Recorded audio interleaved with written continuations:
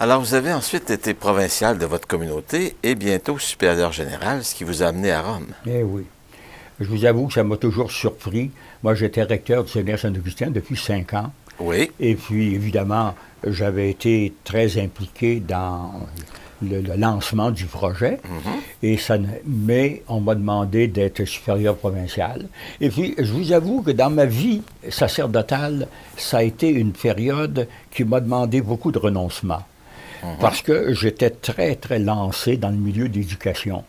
Et puis, je dirais que le professionnel risquait de prendre le dessus sur ma mission pastorale.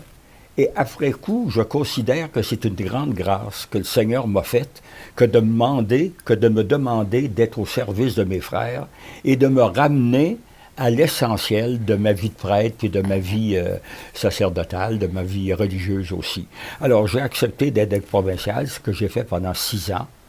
Et au bout de 6 ans, je suis allé à un chapitre de la communauté. Un chapitre est une réunion là, où on discute des problèmes générale. De la communauté, puis on élit les responsables et tout. Alors, j'étais nommé général. C'était la première fois qu'il y avait un Canadien qui était supérieur général de la communauté. Et là, encore, j'ai été supérieur général pendant 6 ans.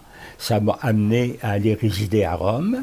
C'était mon pied à terre, mais comme je dis souvent, j'avais bien plus le pied en l'air qu'un pied à terre, hein, parce que je visitais les communautés un peu partout. On est implanté, on n'est pas une grosse communauté, mais on est quand même implanté en Europe, au Brésil, en Afrique. Alors, ça m'amenait au Brésil. Alors, ça m'amenait à visiter les communautés. Ça m'a fait voyager beaucoup. C'était pas des voyages d'agrément, par exemple. Je me suis rendu compte que c'était la 6e fois que j'allais au Brésil. J'avais jamais été à Rio. Hein. Alors là, on m'a fait comprendre qu'aller au Brésil, puis pas voir Rio, là, vous savez, c'est un peu comme aller en France puis pas voir Paris. Hein. Alors bon, mais c'est pour vous dire que j'avais une vie assez occupée. Que j'ai trouvé aussi difficile, parce que il a fallu m'acclimater à la vie à Rome. Il fallait reviser un peu le rôle des supérieurs généraux. Il y avait une décentralisation très forte suite au concile. Alors, c'est une période, moi, que j'ai trouvée difficile, tellement que ça m'a amené à dire, avec beaucoup de naïveté sans doute, que j'avais trouvé moins dur d'être archevêque de Québec que d'être supérieur général de ma communauté. Pourtant, il n'y a pas de commune mesure hein, quand on regarde là, ce que ça représente comme responsabilité. Mais c'est que je me suis senti beaucoup plus entouré comme archevêque de Québec que je pouvais l'être à ce moment-là, vivant à Rome, dans une petite maison, uniquement avec les membres de mon conseil. Je me sentais un peu à part, ne maîtrisant pas suffisamment l'italien pour avoir un ministère là, régulier. Là, hein. Alors, j'ai trouvé ça très dur. Je me sentais un peu comme coupé de la réalité pastorale, dans la mesure où je demeurais là. Évidemment, comme je circulais beaucoup, alors là, j'étais très agréable de voir mes confrères et tout, là. Mais il reste que, pour moi, ça a été une période que j'ai trouvée assez difficile, je vous l'avoue. La tournée de vos missions au Brésil, en Afrique, qu'est-ce que ça vous a appris? Ça m'a appris, entre autres choses, à découvrir le caractère international de l'Église, de voir des valeurs régionales qui se manifestent dans des églises implantées dans des pays différents. Souvent, quand on est habitué à rester dans son milieu, on voit l'Église universelle à travers son expérience de l'Église locale.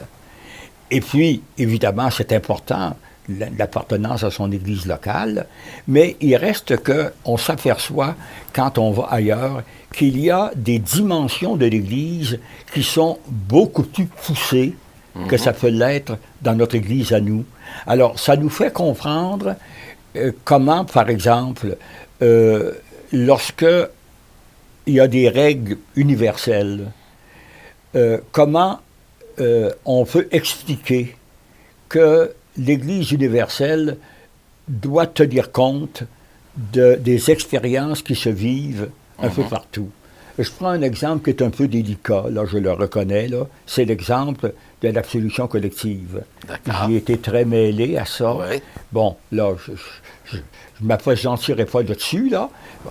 Mais il reste que, moi, quand j'allais au Brésil, je m'apercevais que dans un pays où il manquait beaucoup de prêtres, les gens aimaient le sacrement du pardon. Et les prêtres passaient des heures Ils aimaient la rencontre individuelle. à la rencontre individuelle. Ah oui? Alors que nous autres ici, là, on avait instauré l'absolution collective.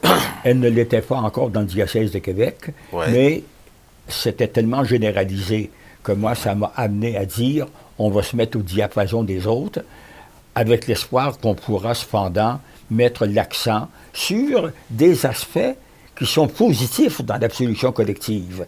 Le fait, par exemple, d'avoir une célébration du pardon qui est élaborée, de pouvoir faire une célébration qui dure 3/4 d'heure, 1 heure, au lieu qu'on passe comme ça en vitesse. Là, hein? Oui, oui, Bon. oui. Mais par ailleurs, il y a aussi dans la démarche individuelle des valeurs qui sont aussi très importantes. Alors, quand on ne voit que son expérience locale, on devient parfois un peu fanatique, je D'accord. dirais, de son affaire. Alors que quand on voit des expériences différentes, là, on est beaucoup plus nuancé.